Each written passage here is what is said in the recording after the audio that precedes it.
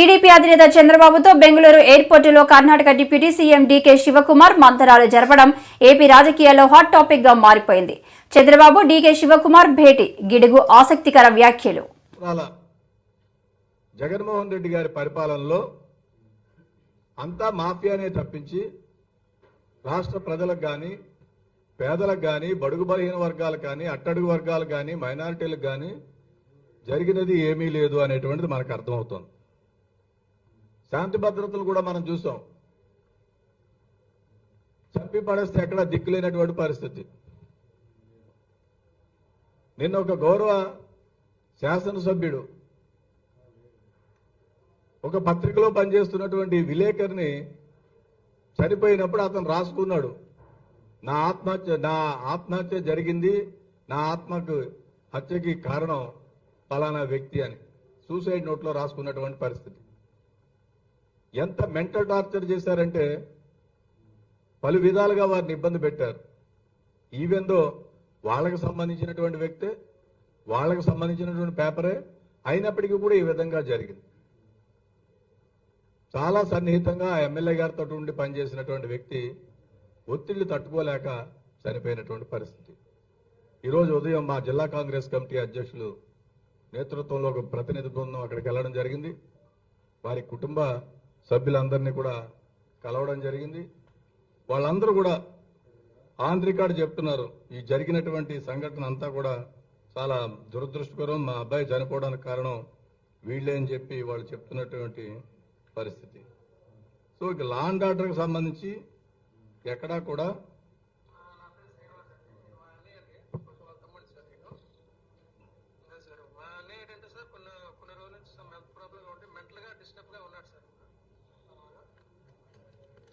So వాళ్ళ కుటుంబానికి సంబంధించినటువంటి విజువల్స్ అన్నీ కూడా ఉన్నాయి. వాళ్ళందరూ కూడా ఒరిజినల్గా చెప్పింది ఏంటంటే ఒక పథకం ప్రకారం గౌరవ శాసనసభ్యులు మా మీద ఒత్తిడి చేశారు, దానికోసం ఆయన సూసైడ్ చేసుకున్నాడు అనేటువంటి చెప్పారు. దీని మీద కాంగ్రెస్ పార్టీగా మేము సమగ్రమైనటువంటి విచారణ జరపాలని డిమాండ్ చేస్తున్నాం. శ్రీకాకుళం జిల్లా లావేరు మండలం దామోదర్ అనేటువంటి వ్యక్తి ఆత్మహత్య చేసుకున్నాడు, దాని మీద సమగ్రమైనటువంటి విచారణ జరపాలి. ఈ రాష్ట్రంలో అనేకమైనటువంటి హత్యలు జరుగుతున్నాయి, అనేక మందిని నిర్బంధిస్తున్నారు. ప్రభుత్వానికి వ్యతిరేకంగా మాట్లాడుతుంటే వాళ్ళందరి మీద కూడా కేసులు పెడుతున్నారు. కొంతమందిని అయితే అర్బన్ నక్సలైట్లు అంటున్నారు, కొంతమందిని అయితే ఇతర సంఘాలతో పౌర సంబంధాలతోటి పోలుస్తూ వాళ్ళని చిత్రీకరిస్తున్నారు. మొత్తం మీద లా అండ్ ఆర్డర్ అనేటువంటి అట్ ఫెయిల్యూర్, భయభ్రాంతులను గురి చేసి ఎవరైనా మాట్లాడితే ప్రభుత్వానికి వ్యతిరేకంగా, ముఖ్యమంత్రికి వ్యతిరేకంగా వాళ్ళ మీద చర్యలు తీసుకునేటువంటి పరిస్థితి. సో ఈ విధంగా రాష్ట్రం మొత్తం అంతా కూడా చాలా అన్యాయంగా, చాలా దౌర్భాగ్యమైనటువంటి పరిస్థితిలో ఉంది. సుమారు 11 లక్షల కోట్ల రూపాయల డిఫిసిట్ ఫైనాన్స్ తోటి ఈ రాష్ట్రం ఉంది. రాష్ట్రానికి సంబంధించినటువంటి ఉత్సాహవంతమైనటువంటి రాష్ట్ర ప్రయోజనాల కోసం పనిచేసేటువంటి చార్టెడ్ అకౌంటెంట్ మహేష్ గారు లాంటి మిత్రులు, అడ్వకేట్స్ వీళ్ళంతా కూడా ఇటీవల విజయవాడలో ఒక రౌండ్ టేబుల్ కండక్ట్ చేశారు. దాంట్లో పూర్తిగా మనం విన్న తర్వాత అర్థమైనటువంటిది ఏంటంటే అప్పుల ఊబిలోకి రాష్ట్రాన్ని తోసేటువంటి పరిస్థితి. ఇక సమస్యల పరిస్థితి వస్తే నేను కాకినాడలో పళ్ళంరాజు గారు నేను అంగన్వాడీ సమస్యల మీద మేమందరం క్యాంప్కి వెళ్ళడం జరిగింది. పారిశుద్ధ్య కార్మికుల సమస్య, అంగన్వాడీల సమస్య, వార్డు వాలంటీర్ల సమస్య, సర్వశిక్షణ అభియాన్లో ఉన్నటువంటి పార్ట్ టైం ఉద్యోగస్తుల సమస్య, ఇవన్నీ కూడా ముఖ్యమంత్రి గారు వారి యొక్క పాదయాత్రలో ప్రతిపక్ష నాయకుడిగా ఉన్నప్పుడు వీళ్ళందరికీ కూడా మేలు చేస్తానని చెప్పారు. ఈవేళ అధికారంలోకి వచ్చిన తర్వాత మొహం చాటేస్తున్నటువంటి పరిస్థితి. అంటే ఎన్నికలకు ముందు ఒకలాగా, ఎన్నికల తర్వాత ఒకలాగా ద్వంద్వ వైఖరి అనేటువంటిది ఉన్నటువంటి వ్యక్తి. వారిలో ఒక స్ప్లిట్ పర్సనాలిటీ ఉంటారు. అధికారం కోసం ఒకలాగా, అధికారం లేనప్పుడు ఒకలాగా, అధికారం ఉన్నప్పుడు ఒకలాగా చేస్తున్నటువంటి ఈ పరిపాలన, వీటిలన్నింటినీ దృష్టిలో పెట్టుకుని విద్యులైనటువంటి ప్రజలందరికీ ఆంధ్రప్రదేశ్ కాంగ్రెస్ కమిటీ తరఫున మేము విజ్ఞప్తి చేస్తున్నాము. వచ్చేటువంటి శాసనసభ పార్లమెంట్ ఎన్నికల్లో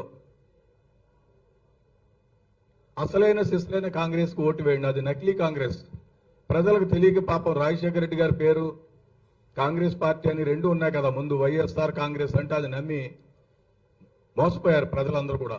ఆ ముసుగు ఇప్పుడు తొలగిపోయింది. అతను ప్రత్యక్షంగా చూసిన తర్వాత ఆయన యొక్క పరిస్థితి అర్థమైంది. కాబట్టి హస్తం గుర్తున్నటువంటి కాంగ్రెస్ పార్టీకి మీ ఓట్లు వేయాలని విజ్ఞప్తి చేస్తున్నాం. దాంట్లో భాగంగానే పార్టీని అన్ని విధాలా కూడా గేరప్ చేయడం కోసం ఇటీవల కాంగ్రెస్ ప్రెసిడెంట్ మల్లికార్జున ఖార్గే గారు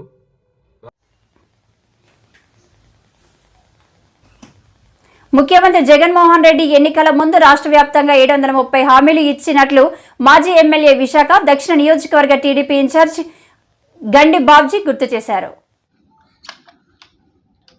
తమ్ముళ్ళు, మీ అందరికీ తెలుసు, గత 4 సంవత్సరాల 9 నెలల కిందట మన రాష్ట్రంలో వైఎస్ఆర్సీపీ అధ్యక్షుడు జగన్మోహన్ రెడ్డి ముఖ్యమంత్రిగా బాధ్యతలు చేపట్టి ఈ రోజుకి 4 సంవత్సరాల 9 నెలలు అయింది.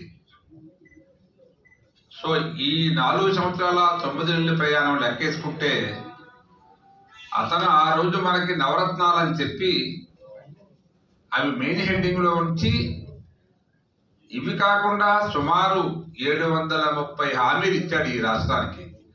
ప్రతి జిల్లాకి కొన్ని, స్టేట్ వైడ్ కొన్ని. ఇట్లాగా ఈ హామీలన్నీ కూడా అమలు చేస్తానని పూర్తిగా అతని పాదయాత్రలో ప్రతి సెంటర్లో కూడా, ఆ సెంటర్లో ఏదైతే చెప్పడం భయం అతనికి, వెంటనే నేను మన ప్రభుత్వం వస్తుంది, జగనన్న రాజ్యం వస్తుంది, వెంటనే అవన్నీ అమలు చేద్దామని చెప్పి హామీలు ఇచ్చిన మహానుభావుడు ఈరోజు రాష్ట్రం మొత్తం మీద 730 హామీలు ఇస్తే 21 హామీలు కూడా సరిగా అమలు చేయలేదు. ఆ లెక్కను చూస్తే అది 3%. పాక్షికంగా అమలు చేసే హామీలు ఏమైనా ఉన్నాయంటే ఒక 88 దాకా ఉన్నాయని చెప్పి మేము ఈ రికార్డు కలెక్ట్ చేసాం. అది 12%. మీరు ఫెయిల్ అయిన హామీలు ఏవైతే ఉన్నాయో 621. దీని పర్సెంటేజ్ 85% హామీలు ఫెయిల్ అయ్యారు. సో ఇందులో డీటెయిల్గా మనం మాట్లాడుకుంటే ఫస్ట్ మనం ఇరిగేషన్ తీసుకుందాం. పోలవరం ప్రాజెక్టు ఆ రోజు చంద్రబాబు నాయుడు గారు ఆయన అధికారంలో ఉన్నప్పుడు సుమారు 70-75% దానికి 30,000 కోట్ల రూపాయలు దగ్గర ఖర్చు పెట్టి దాన్ని 70% పూర్తి చేస్తే, నువ్వు అధికారంలోకి రాగానే రివర్స్ టెండర్లని ఎవరు అసలు ప్రపంచంలోనే ఇది ఎవడు ఆలోచించడు. ఒక రివర్స్ మనిషిగా నువ్వు రివర్స్ టెండర్లు అని చెప్పి దాన్ని డిలే చేసి అలా అలా అలా అలా దాన్ని 50,000 కోట్ల దాకా రిజిస్ట్రేషన్ చేసి పెంచారు. తర్వాత కాలంలో కేంద్ర ప్రభుత్వం ఆ రివైజ్ ఎస్టిమేషన్ అన్నింటి కూడా రిజెక్ట్ చేసి, మీరు మళ్ళీ రిజెక్ట్ చేసిన ఫైల్ని స్టడీ చేసి యాక్యురేట్ రేట్స్ ఇవన్నీ కూడా ఎస్టిమేషన్స్ పంపించమని కేంద్ర ప్రభుత్వం కోరితే, ఈ మహానుభావుడు ఏం చేశాడంటే మొట్టమొదటి దాని డిజైన్ 45.5 మీటర్ల ఎత్తుకు పెంచాలని చెప్పి మనం పోలవరం డిజైన్ చేశారు చంద్రబాబు. నర్సీపట్నం నియోజకవర్గంలో వైసీపీ నాయకులు చేస్తున్న బస్సు సాధికార యాత్రను వైఫల్యాలు యాత్రగా చెప్పుకోవాలని జనసేన పార్టీ నాయకులు గణేష్ విమర్శించారు. అందరికీ నమస్కారం. ఈరోజు నర్సీపట్నం నియోజకవర్గంలో సామాజిక సాధికార బస్సు యాత్ర అనే పేరుతో ఈ అధికార పార్టీ ఒక కార్యక్రమాన్ని మొదలుపెట్టింది. ఈ బస్సు యాత్ర దేనికని చెప్పి మేము నర్సీపట్నం జనసేన నుంచి ప్రశ్నిస్తాం. ఏం సాధికారత మీరు సాధించారని చెప్పి ఈ బస్సు యాత్ర అని చెప్పి మేము అడుగుతున్నాం. మీరు సమాజంలో ఏ వర్గం అభివృద్ధికి కూడా మీరు తోడ్పడలేదు. మరి ఎందుకు మీరు ఈ బస్సు యాత్ర చేస్తున్నారు? మీరు నర్సీపట్నం వరకు తీసుకుంటే మన స్థానిక ఎమ్మెల్యే గారు అన్ని రంగాల్లో కూడా విఫలమై ఈ రోజు ఈ బస్సు యాత్ర దేనికి? మీరు సీట్ తెచ్చుకోవడానికి హడావుడి చేస్తున్నారని చెప్పి మేము జనసేన నుంచి మిమ్మల్ని ప్రశ్నిస్తున్నాం. ఎందుకు సాధికారిక యాత్ర? 165 కోట్లతో ఇంటింటికి త్రాగునీటి సమస్య అని చెప్పి ఒక ప్రాజెక్ట్ తీసుకొచ్చారు, ప్రజల దాహాన్ని తీరుస్తామని. ఆ ప్రాజెక్ట్ ఆగిపోయినందుక ఈ బస్సు యాత్ర చేస్తున్నారు మీరని సందర్భంగా చేస్తున్నాం. ఆ ప్రాజెక్ట్ లో భాగంగా తవ్విన సీసీ రోడ్లు ఎప్పుడు పూడ్చుతారని చెప్పి ఈ సందర్భంగా మేము ప్రశ్నిస్తున్నాం. అది పూడ్చి మీరు బస్సు యాత్ర చేయాలని చెప్పి ఈ సందర్భంగా తెలియజేస్తున్నాం. అదేవిధంగా టిక్కో హౌసెస్ 7 సంవత్సరాల క్రితం ప్రజలను మభ్యపెట్టి కట్టించుకున్న డబ్బులు తిరిగి ఇవ్వనందుక ఈ రోజు మీరు ఈ బస్సు యాత్ర చేస్తున్నారని చెప్పి ఈ సందర్భంగా తెలియజేస్తున్నాం. ప్రజలకు ఆ డబ్బులు ఇచ్చి మీరు బస్సు యాత్ర చేయాలని చెప్పి మేము తెలియజేస్తున్నాం. అదేవిధంగా ఆరులో అటవీ ప్రాంతంలో రోడ్లు నెలలో వేసేస్తామని చెప్పి హడావుడి చేశారు. ఎన్ని రోజులైంది? 5 సంవత్సరాలు అయింది మీరు వచ్చి, ఇప్పటికీ కూడా వేయలేని పరిస్థితి. అదేవిధంగా తాండవ గేటు వాటర్ లీకేజ్ కూడా చేయలేని మన ముఖ్యమంత్రి ఏం సాధించారని చెప్పి ఈ సాధికారిక బస్సు యాత్ర నర్సీపట్నం చేస్తున్నారని చెప్పి ఈ సందర్భంగా తెలియజేస్తున్నాం. అదేవిధంగా సీఎం గారు నర్సీపట్నం రోడ్డు విస్తరణకు నిధులు కేటాయించి దాదాపు సంవత్సర కాలం అవుతుంది. డిసెంబర్ 30-31 సీఎం గారి ప్రోగ్రాం నర్సీపట్నంలో జరిగింది. సుమారు 16,60,00,000 రూపాయలు రోడ్డు విస్తరణ నిధులు కేటాయించడం జరిగింది. ఆ పని ఇప్పటి వరకు కనీసం వెంకటేశ్వర గుడి పనులు ప్రారంభించేందుకు సిగ్గుతో మీరు సిగ్గుపడాలి తప్ప మీరు ఎందుకు బస్సు యాత్ర చేస్తున్నారని చెప్పి ఈ సందర్భంగా తెలియజేస్తున్నాం.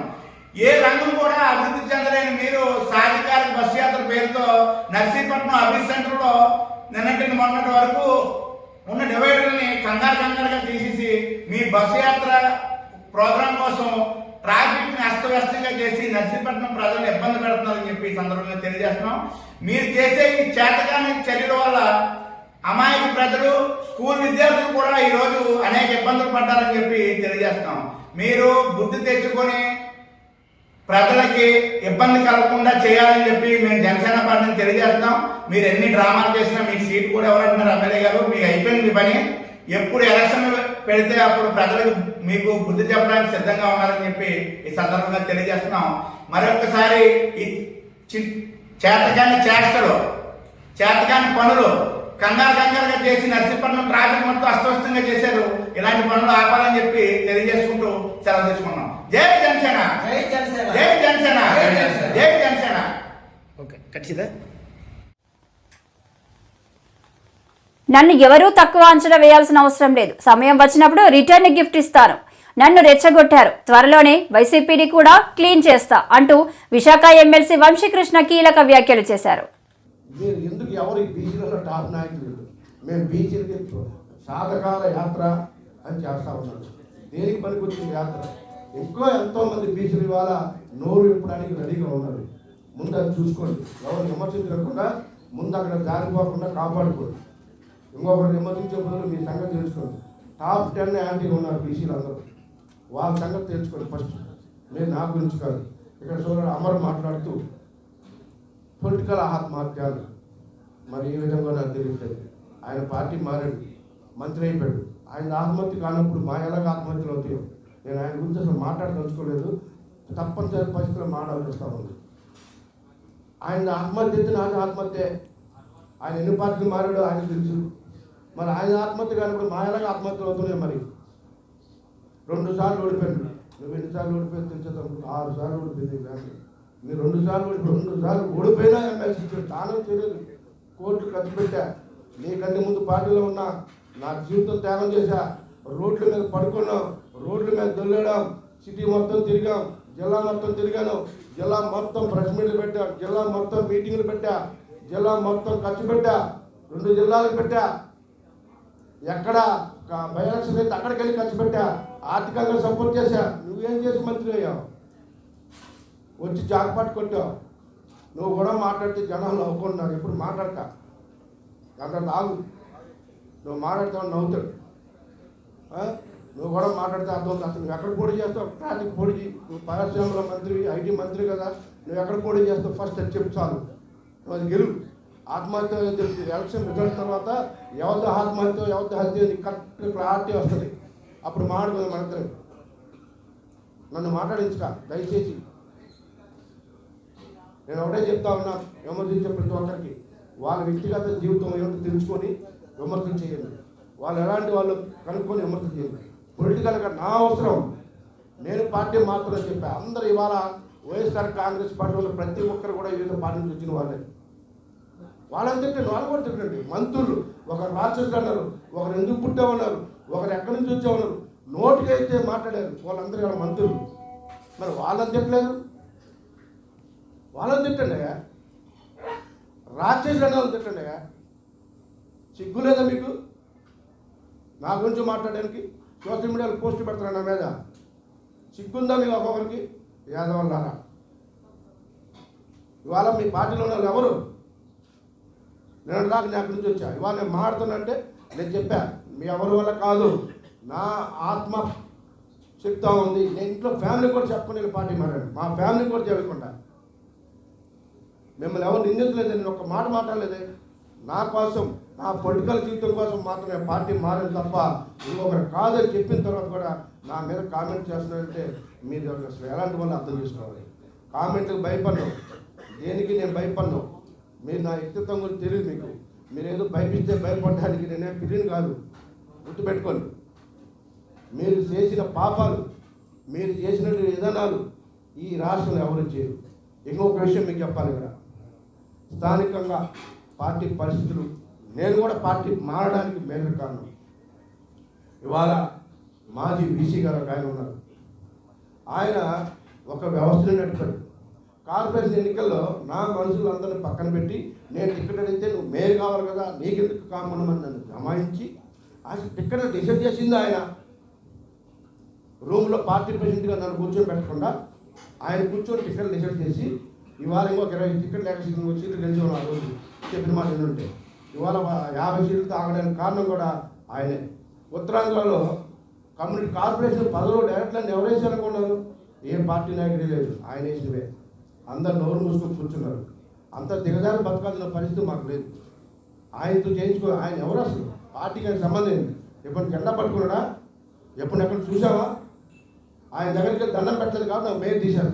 ఇంకొక గొప్ప విషయం చెప్పనండి, నన్ను మేయర్గా తప్పించడానికి ఆయన ఎప్పుడో 20 సంవత్సరాల క్రితం నేను మా ఫ్యామిలీ సైట్లు కూడా, నేను రియల్ ఎస్టేట్ దాన్ని నిరూపించడానికి నా సైట్లు కూడా కూర్చారండి. ఎక్కడన్నా ఉందా?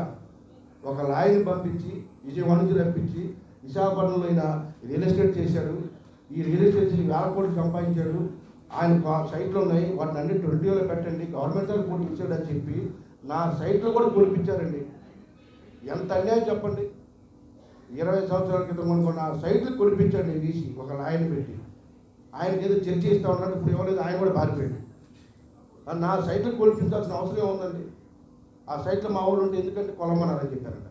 నా సైట్లు కొనిపించి నన్ను ఇబ్బందులు పెట్టి ఆ పార్టీలో ఉంటే కార్పొరేట్గా నేను పోటీ చేస్తే నన్ను ఓడించడానికి మందు పంపించి డబ్బులు పంపించి నా కళ్ళ ముందు ఆయన ఎన్ని విన్యాసాలు చేసిరండి. దానికి ఆయన ఆన్సర్ ఏంటంటే, నాకు నచ్చని వాళ్ళతో మీరు వెళ్తున్నారు, ఎస్సీ ఎస్టీ బీసీలు ఆయనకు నచ్చరట ఎందుకు యూనివర్సిటీలో. మరి వాళ్ళ మనుషులు కాదేమో, వాళ్ళ మీటింగ్లకు వెళ్ళొద్దు, వాళ్ళ మీటింగ్కి వెళ్తే నాకు యాంటీగా ఉన్న వాళ్ళ మీటింగ్కి వెళ్ళారు కాబట్టి నేను ఇలా చేస్తున్నాను.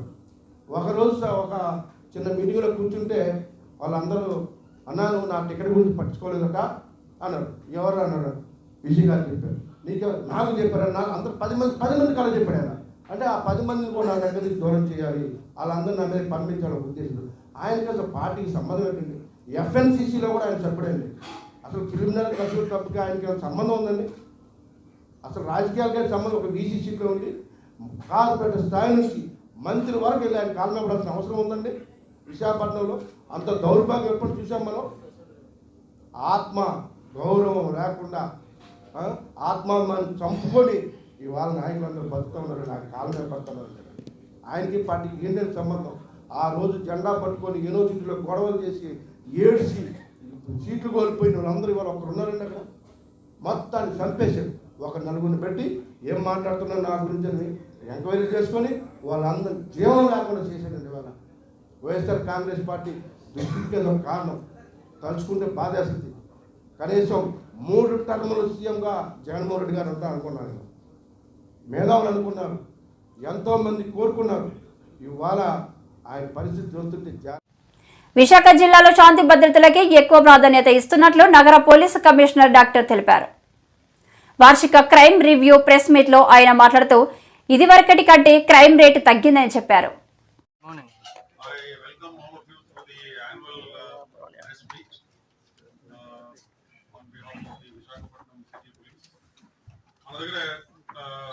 Last 1 year, with all your help and cooperation, we under Sahayam Sahayam, we could really do well because సమాజంలో మంచి చెడు ఏదైతే ఉందో మంచిని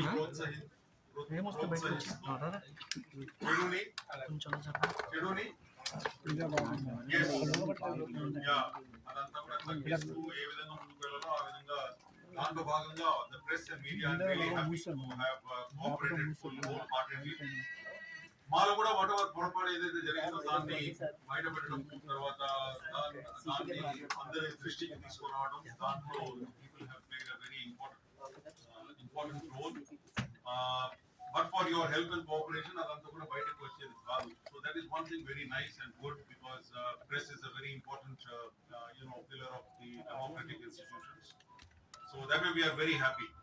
కొన్ని విషయాలు మా డిపార్ట్మెంట్ లో కూడా దాచి పెట్టేస్తారు. సో అదంతా కూడా బయటకు రావడం, దాన్ని ఎవరి దృష్టికి వెళ్ళాలో ఆ దృష్టికి వెళ్ళేసి దాంట్లో కరెక్షన్స్, తర్వాత దాంట్లో దాన్ని రద్దు చేసుకుంటూ that way you people have played a very important role and I wholeheartedly appreciate all your efforts. At the same time, now coming to the crime review part, crime overall ga chuste dadapu 30% taggindandi incidents of crime in under various heads. Pradhananga dantlo murders, they have come down from 39 to 24 when compared to 2022. Adhavidhanga anni heads, kidnap gani, rape, attempt to murder, hurt cases, ivi anni kuda chaala varaku taggindi. Similarly, white collar offences, avi kuda compared to 2022 taggindi. Cyber crimes ఏదైతే ఉందో అది పెరిగింది ఇక్కడ. So అది దానికి చాలా కారణాలు ఉన్నాయి. నేను నెక్స్ట్ స్లైడ్స్ లో చూపిస్తున్నప్పుడు I will give you the details about the reasons for increase in the total number of cyber crimes in Visakhapatnam city and what is our మా ప్రణాళిక ఏంటి అని కూడా I will just give a small introduction to that. Similarly road accidents అని కూడా కొంతవరకు తగ్గింది. From 4,494, it has come down to 3,513. Property crimes kuda 893 nunchi 664 ku vachesindi. So ee vidhanga overall crime at a glance if you see Visakhapatnam city lo because of good policing it has come down. Similarly, bodily offences ante bodily offences dantlo hurt cases have come down from 493 to 356. Grievous hurt cases by and large have also come down 56 నుంచి 46 కు వచ్చాయి. Kidnap cases తగ్గింది. Earlier kidnap and abduction cases were 42. Now it is only 18. Attempt to murder cases, murder cases అన్ని కూడా చాలా వరకు తగ్గింది. Other offences, white collar offences, I just told you, they have come down from 841 to 723. అదే విధంగా ఈ murders మనం విశ్లేషణ చేస్తే what is the reason behind the murders ఏదైతే మన దగ్గర ఇప్పుడు 27 murders were reported last year, this year 2023. దాంట్లో మెయిన్ కారణాలు ఏమంటే సడన్ ప్రొవోకేషన్ ఒకటి, ఇల్లిసిట్ ఇంటిమసీ అంటే అక్రమ సంబంధాలు ఒకటి, తర్వాత family disputes. These are the 3 main reasons why murders are happening. అంటే 27 మర్డర్స్ జరిగింది this year, current year. So the reasons are that. Apart from that, love affair is also one of the reasons why the murders are taking place in Visakhapatnam city. NBW's non-bailable warrants, ఇది కూడా చాలా important అంశం మన criminal justice system లో. ఏదైనా crime ముందు trial కి తీసుకెళ్లాలంటే non bailable warrants ఏదైతే ఇష్యూ చేస్తుందో కోర్టు, వాటిని ఎగ్జిక్యూట్ చేసి నిందితుడిని తీసుకొచ్చి ప్రవేశపెట్టడం చాలా ఇంపార్టెంట్. దాంట్లో భాగంగా ఇది ఒక పెద్ద ఇష్యూ, ఎందుకంటే మన దగ్గర నేరస్తులు అందరు కూడా ఇతర రాష్ట్రాల నుంచి ఉన్నారు. ఇక్కడ వెస్ట్ బెంగాల్, అస్సాం, ఉత్తరప్రదేశ్, నేబరింగ్ తెలంగాణ నుంచి, తమిళనాడు, కర్ణాటక. సో ఇదంతా కూడా దీని వెనక చాలా శ్రమ ఉంటుంది. సో దాంట్లో భాగంగా చూస్తే our boys have executed nearly 1018 warrants recall చేయబడడం జరిగింది. Executed 820 warrants. 820 వారెంట్స్ ని ఎగ్జిక్యూట్ చేయడం జరిగింది. అన్ని చోట్ల తిరిగి వాళ్ళందరినీ కూడా తీసుకొచ్చేసి కోర్టులో ప్రవేశపెట్టిన తర్వాత ట్రయల్ మొదలవుతుంది. So 820 they have done. So దాంట్లో ఫర్దర్ డీటెయిల్స్ చూస్తే అదర్ స్టేట్స్ నుంచి 148, తర్వాత other districts in Andhra Pradesh 439 warrants from other districts with in the state. So ఈ విధంగా బాగా కష్టపడి మా స్పెషల్ టీమ్స్ అన్ని కూడా ఏర్పాటు చేసేసి ఈ విధంగా ట్రయల్ అన్ని కూడా ముందుకు తీసుకువెళ్ళడం జరిగింది. క్రైమ్ అగేన్స్ట్ ఉమెన్ చూస్తే last year 1282 cases were reported. This year 2023 లో 884 వచ్చేసింది. So crime against women also by and large has come down because of the Disha initiatives. Tarvata other awareness programs that our teams have conducted in various colleges, schools, and with the help of the NGOs. So it is almost 45% taggindandi total number of crime against women. Crime against women, dowry harassment, 354 molestation cases, rape, and kidnap and POCSO cases. ఇదన్నీ కూడా చూస్తే చాలా వరకు తగ్గింది. From 1282 నుంచి 884 వచ్చేసింది. Okay. Similarly crime against children, POCSO cases. These POCSO cases also, if you see 2021 లో the number of POCSO cases registered were 149. 2022 లో it came down to 131, and this year 94 cases were registered under POCSO Act that is crime against sexual offences against children. దాంట్లో కూడా చూస్తే దాదాపు 40% there is a reduction in crime against children. Okay. Now coming to women safety programs, all of you know the Disha SOS app ఏదైతే ఉందో దాన్ని కూడా చాలా బాగా ముందుకు తీసుకెళ్లారు విశాఖపట్నం సిటీ పోలీస్. 2021 లో దిశా యాప్ ద్వారా ఏదైతే SOS కాల్స్ ద్వారా రిజిస్టర్ చేసిన FIR 77, 2022 లో 40, and then